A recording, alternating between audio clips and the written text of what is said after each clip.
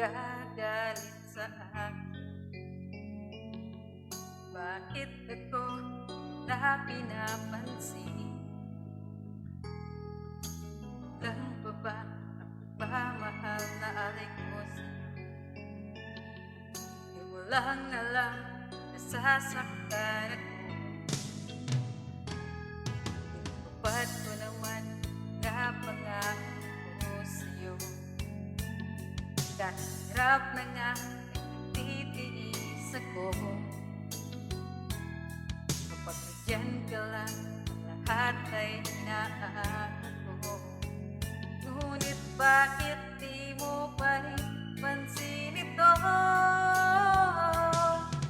Ako na nga lahat ang naglalaba, ako pa rin lagi ang namamlansya.